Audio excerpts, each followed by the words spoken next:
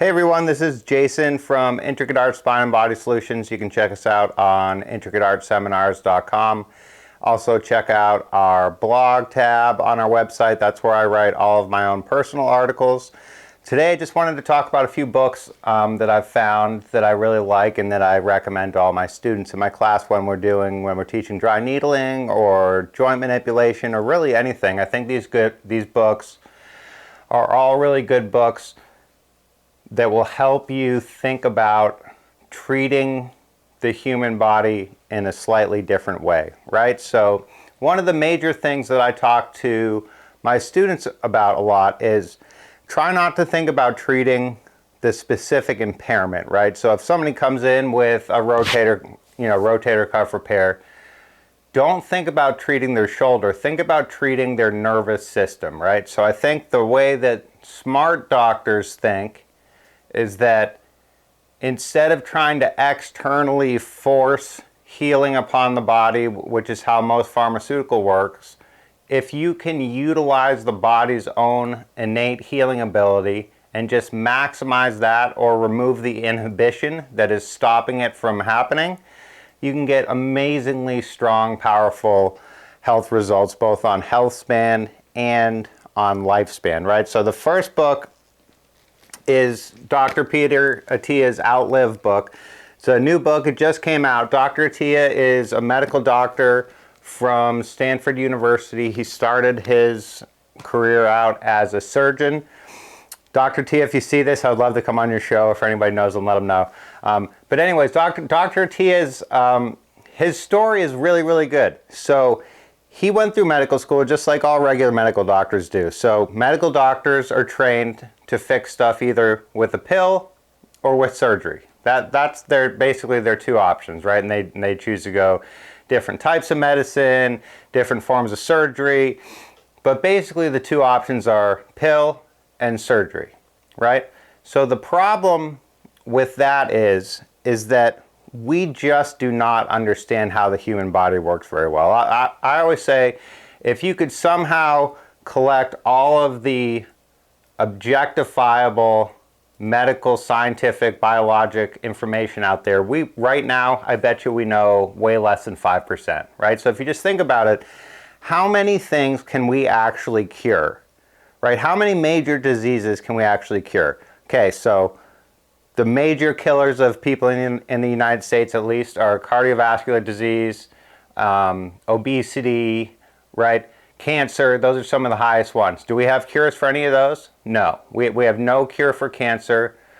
We have no cure for autoimmune diseases. We have no cure for diabetes. We have Band-Aids for all these things. And the reason that we have Band-Aids and not cures, in a large part, is due to the insanely corrupt system where we have about 80% of medical school funding comes from the government.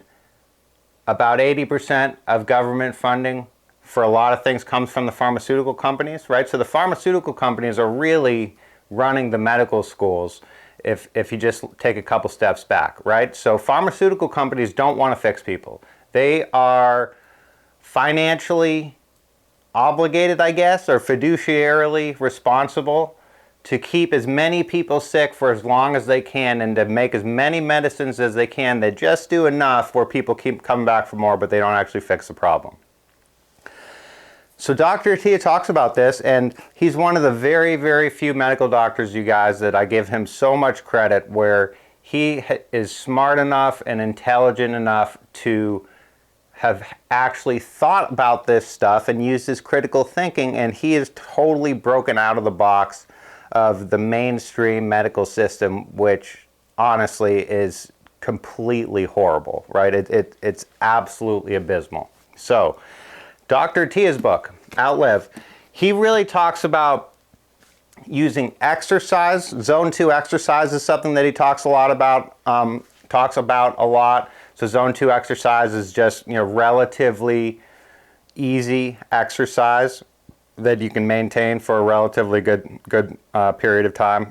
He really gets into the neurophysiology of what Zone 2 exercise does to the human body, how it helps regulate the autonomic nervous system, how it improves our insulin sensitivity, decreases the risk of cancer, right? And it just overall improves your health span and your lifespan. So if I'm not mistaken, I think Dr. Tia mentioned in one of his podcasts that he went down a rabbit hole one day and he was trying to find what medicine improved health span and lifespan the most, or what treatment, I guess, right?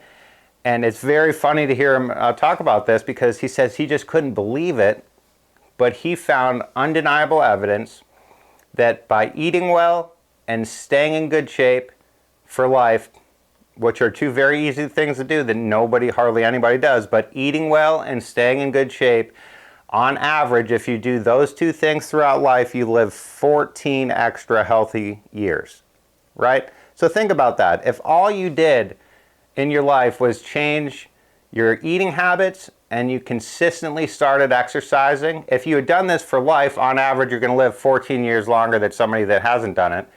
And regardless of when you start eating well and exercising, it starts to add healthy years onto your life, right? Or it's going to make the years that you have left much better, because you're going to be healthier, you're going to be more active, you're going to feel better, right? So Dr. Tia talks about some prescriptions in there, right? He's a medical doctor, he's a surgeon, but I really, really love the way that he really goes into supplements and different proteins and the amount of protein that you should take, and how to think about sleep and exercise and muscle mass, and what specific types of things that you can do for yourself to help improve your health span and your lifespan. So a ton of the stuff in this book is stuff that just everybody can use. Dr. T is one of the smartest doctors I've heard speak. It's a very, very scientific book, but I think he makes it really, really understandable for the average person too, which is super important, because if all we did was take everybody in the United States and just had them eat better and exercise, we would see a massive reduction in the overall occurrences of cancer, autoimmune diseases, and things like that, right? So our lovely health agencies nowadays like to say that people are healthier than ever, which is a complete crock of shit, right? So we are far unhealthier as a species, at least in America, than we have been throughout most of our history, at least definitely for the past 100 years, right? So if you look at the average incidence of cancer and autoimmune diseases and obesity and health and stuff, we are far unhealthier now than we were 100 years ago, right? So 40% of the United States population is obese, 66% of the United States population is overweight, and 70% of the United States population is deficient in vitamin D, which is one of the most important hormones. It's not a vitamin, it's a hormone, to improve your nervous system and your immune system and all sorts of stuff. So if we could just tackle those three things, we would massively reduce the medical costs and massively improve the health of a huge percentage of the population. Again, the problem is the people in control don't want that to happen, right? So instead of seeing commercials for exercise and eat well, they're commercials for, hey, here's this new pill for this new invented disease that we just made. And by the way, if you have like bloody stools, or if you maybe like sort of almost die from this, we got another pill that we can give to you also, right? It's pretty sweet. So, okay, that's the first book. Dr. T is Outlived. Really love him. He's got a great podcast too, so check it out. It's The Drive Podcast by Peter Attia. Okay, the next book that I'm going to talk about is, this one's a little bit dirty, but this is Western Medical Acupuncture, or Medical Acupuncture, a Western Scientific Approach, right? The three lead authors are Filshie, White, and Cummings. So this is one of my very, very favorite books. The reason that I like medical acupuncture books is because it's basically a combination of traditional Chinese medicine and Western medical science. So if traditional Chinese medicine or traditional acupuncture, anatomy and physiology was not even really a thing back then. Like thousands of years ago, we didn't even know what a cell was, right? So it's not surprising that traditional acupuncture doesn't really have any basis whatsoever in neurophysiology. They didn't even know what that stuff was. So in acupuncture land, remember, there's 360 or 361 points. There's 12 major meridians, 6 yin and 6 yang, and then I think there's some minor meridians, and then they somehow determine which of the meridians are off, and then they use a combination of those 360 acupuncture points to put the meridians back into balance, right? Now, again, I love acupuncture. Good acupuncturists can do some crazy things, right? Some crazy cool things. But to be realistic about it, the whole theory behind acupuncture, the meridian system, although I do believe the meridian system exists, I just think it exists differently than most acupuncturists think. But we have to have energy lines flowing throughout our body, right? If we didn't, we would all be dead. So to say there's no energy lines flowing throughout our body is insane. But I don't think they're stable, and I think they change throughout life based on various different things. We don't need to get into that now. But anyways, the meridian system is not a scientifically proven system. Again, it may be that we just don't have the technology now, we haven't been looking at the right things, but regardless, we've never been able to prove that it exists. So Western acupuncture or medical acupuncture is very, very cool because they still use the acupuncture point system, which is one of the big differentiators between dry needling and acupuncture, right? But I don't know what acupuncture points are. I don't know what the meridians are. I put my needles in the body based off of how I know the neuromusculoskeletal system works, right? The neuromusculoskeletal system was not a thing that anybody really even knew existed when acupuncture started. So Western or medical acupuncture, they still talk about the acupuncture points, but instead of talking about the meridians, they talk about the acupuncture points in terms of what they're doing to the autonomic nervous system, right? So there's just a couple of acupuncture points I know. The two ones that I see the most heavily studied, for example, are one right in between the thumb and the first finger where everybody's got a big knot, right? That's large intestine 4. And then there's another one right in the proximal tib anterior here called stomach 36. And in these medical acupuncture studies, they're putting needles in those points, but instead of trying to study something that we don't know exists at all, the meridian system, they're studying in terms of what are those needles doing to the autonomic nervous system and to the brain, right? So remember, needling primarily is a nervous system treatment. Nothing that we do, that the actual process of inserting a needle into the body creates very, very little mechanical change, right? But it's just enough of a stimulus where you put the needle in, that part of the body sends a stimulus to the brain interprets it, and then the brain is what sends the signal back and tells it to relax, right? So all this stuff that we're doing with needling or with manual therapy or with joint manipulation, right, in physical therapy land at least, and I think in most of medicine, the overall goal of the treatment should be to treat the nervous system because the body knows how to heal itself and the brain, right? So the problem is, as the sympathetics go up, the parasympathetics get inhibited, and if your nervous system, if you reach the sympathetic threshold of no return, your nervous system, your autonomic nervous system loses its ability to self-regulate, and that's when you just have a whole bunch of potential unusual bad problems happen, right? So this is a really great book, this medical acupuncture book, because it talks about the body in terms of acupuncture, but it puts it in terms of Western medical science, which is how doctors of physical therapy are trained, right? So I'm a doctor of physical therapy.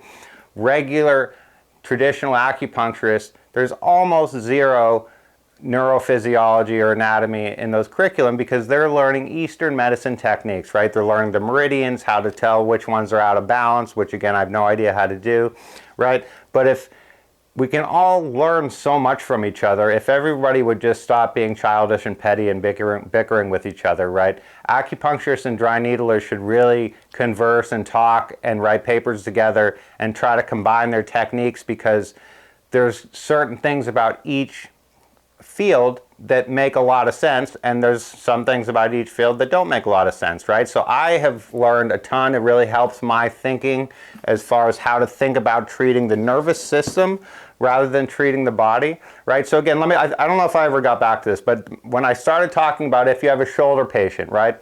The best way to think about it is how do I regulate that person's autonomic nervous system? So you have shoulder surgery, your sympathetics are going to go way up, you're going to have swelling, right? So why do you have swelling? It's because you have good or extra blood flow going to the area, but the muscles have been constricted enough where they either are fully shutting off veins or they're taking the venous valves and they're pushing the veins enough where the valves get stuck open and they're allowing blood to go forwards and backwards.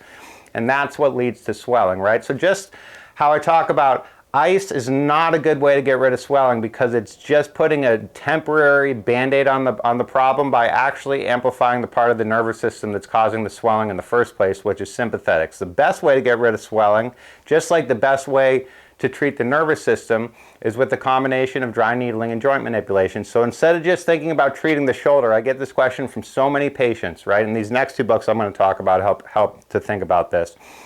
But if you're just treating the shoulder may not get better if the rest of the body has enough pathology where the nervous system is still energy deficient and is not able to put enough attention towards the shoulder, right? So everybody's brain and body and autonomic nervous system, there's a finite threshold of energy, right? If you just think about it just as energy or sugar or however you want to think about it. Once enough pathology becomes present throughout the brain and the body, the energy resources get depleted, and then the body and the brain have to make a decision as to what they're going to put energy towards, right? Now, hopefully it's things like your heartbeat and your blood pressure and stuff like that, but sometimes that gets fouled up as well, right? So sympathetic hyperactivity, because your brain and your body has run out of energy and now it has to decide to distribute energy in between a whole bunch of different processes and none of them is getting enough energy to work properly, you just get a negative snowball effect of just all this nasty crap happening, right? So again, Dr. Atiya's book, the medical acupuncture book, those are two great books that if you think about dry needling and physical therapy the way that I just mentioned, those two books really are great complements to that. The last two books I'm going to talk about, these ones are much shorter. This is an older book, so this is by Dr. Chan Gun. He's also a medical doctor. I believe he's the head of an anesthesiology department in British Columbia. It's called The Gun Approach to the Treatment of Chronic Pain. So this one's a much less scientific book, which a lot of people like. I really love neurophysiology, but a lot of people, they find it kind of boring. So Dr. Gun's approach, and one of his main overlying themes or underlying themes of the book is you have to reduce as much muscle shortening or soft tissue shortening throughout the body as you can if you ever want to have the hope of fully regulating the autonomic nervous system. And I think that's 100% true. And let me add just a couple of my other points onto that. I don't think you can fully regulate the autonomic nervous system to the maximum extent in any human being without removing as much pathologic short tissue from the body, without treating the pelvic floor, without treating the upper cervical spine, and without treating the ears, right? Because those three areas are parasympathetic dominant areas of the body, stimulating the parasympathetics reduces sympathetics. Removing soft tissue pathology also removes sympathetics, right? So even if you have patients without pathology in the pelvic floor or the upper cervical spine, or the jaw and the ear area, which basically everybody does anyways, it's still good to needle there because we know that it reciprocally inhibits sympathetic activity. It pushes our autonomic nervous system from that sympathetically hyperactive and parasympathetically depressed state to a more neutral state, and it's like hitting the reboot on a computer or turning the power on and off, right? It allows the brain and the body to get back into that self-regulate, the level where they have the ability to self-regulate, and the results that you can get from that, both in mental and physical health, are amazing. And that's just another reason that dry needling should be included in almost all mental health practice as well, and I've written a couple articles about that. Last book, Trigger Point Dry Needling by Jan Dommerholt. I have not met any of these people in person. I have a lot of respect for all of them. Jan does some of the best, and he does more research than almost anybody that I know of, at least in this country, on dry needling. He's been around for quite a long time. So his book also speaks about how to regulate the autonomic nervous system. It's much more scientifically and neurophysiologically oriented than Dr. Gun's book, but Jan's book, he's a dry needler, he's a doctor of physical therapy, right? So it's a very good book. He's a very knowledgeable guy. He's been doing it forever. So as far as dry needling goes, I think the medical acupuncture book, the trigger point dry needling book by Dharma Holt, and the gun approach to the treatment of chronic pain by Dr. Chan Gun. Those are great books. I think another excellent resource is, again, our website, intricateartseminars.com. If you go to the blog tab on our website, I have 100+ articles on there all about dry needling, the autonomic nervous system, all this different stuff, how to treat it for tennis elbow, golf elbow. And if anybody has any questions about anything, please don't hesitate to get a hold of us. Thanks.